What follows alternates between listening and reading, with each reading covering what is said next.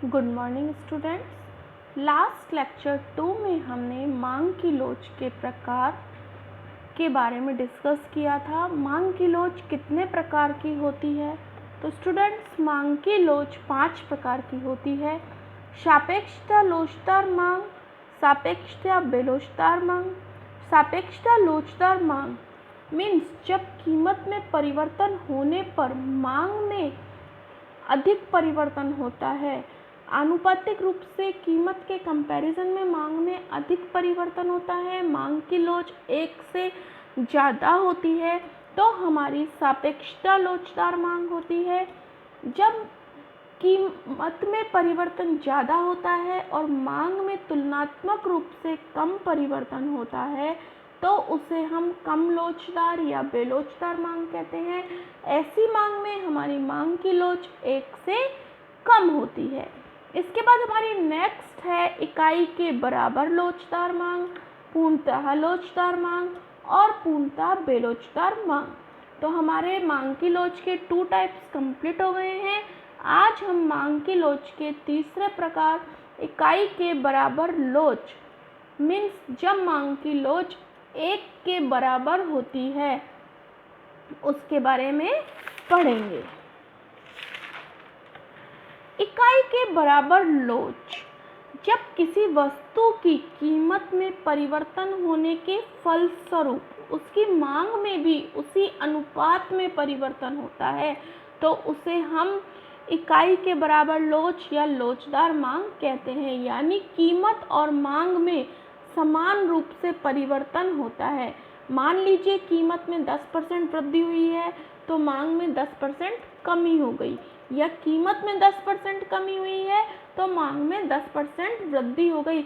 मतलब इन दोनों में जो प्रतिशत परिवर्तन होता है वो समान रूप से होता है, उसे हम मांग की लोचदार मांग या इकाई के बराबर लोच मांग कहेंगे। ऐसी स्थिति में मांग वक्र आयताकार अति परवलय होता है। जो भी हमारा मांग वक्र बनता है वह प्रत्येक बिंदु पर आयताकार की स्थिति में होता है, एक रेक्टेंगल बनाता है। आयताकार अति परवलय क्या होता है? वह वक्र जिसके नीचे खींचे गए सभी आयतों का क्षेत्र समान होता है। इसके अनुसार कीमतों के घटने या बढ़ने से वस्तु पर किया गया खर्च अगर समान रहता है तो मांग की लोच भी हमारी इकाई के बराबर होती है। मीन्स जो भी हमारे आयत बनते हैं वो समान होते हैं तो वस्तु की मांग में आनुपातिक रूप से परिवर्तन इक्वल्स टू वस्तु की कीमत में आनुपातिक परिवर्तन।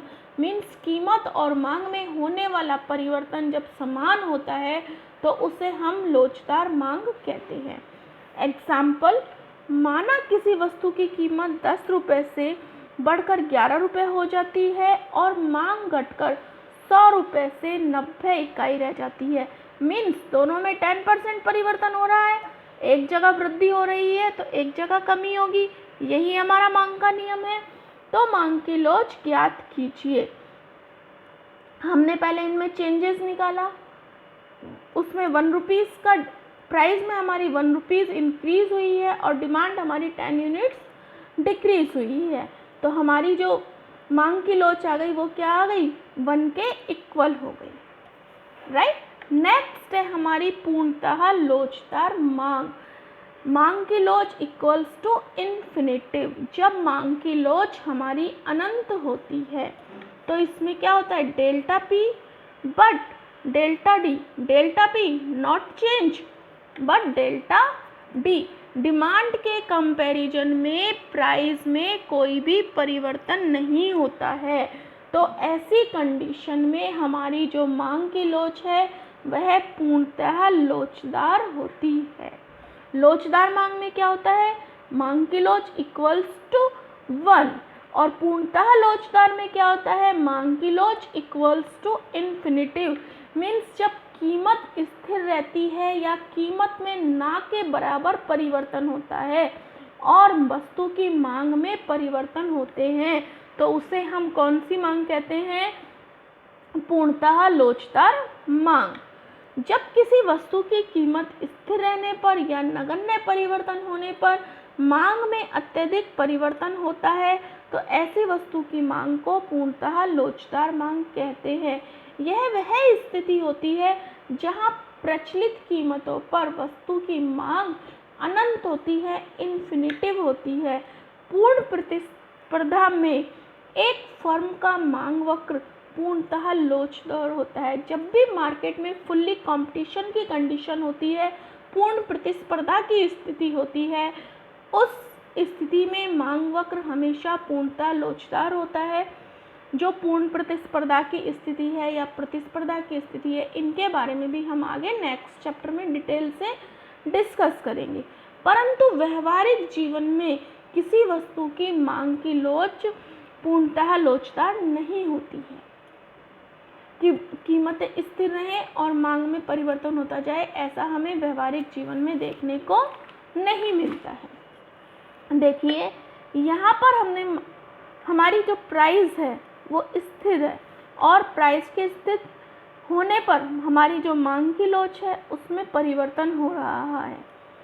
पूर्णतः लोचदार मांग की स्थिति में मांग वक्र OX अक्ष के समानांतर होगा, क्योंकि यहाँ पर हमारी क्या है, प्राइस स्थिर है और ओनली मांग में ही परिवर्तन हो रहा है। तो जो हमारा DD वक्र बनेगा वो क्या होगा, OX अक्ष के समानांतर होगा। एग्जाम्पल, प्राइस में परिवर्तन हो रहा है 0% और डिमांड में परिवर्तन हो रहा है 10%, तो मांग की लोच क्या होगी, मीन्स हमारी प्राइस है वो स्थिर है और हमारी डिमांड में 10% परिवर्तन हो रहा है, तो मांग की लोच हो जाएगी हमारी 10/0। और जब भी किसी डिजिट को हम 0 से डिवाइड करते हैं तो हमारा आंसर क्या होता है, इन्फिनिटी।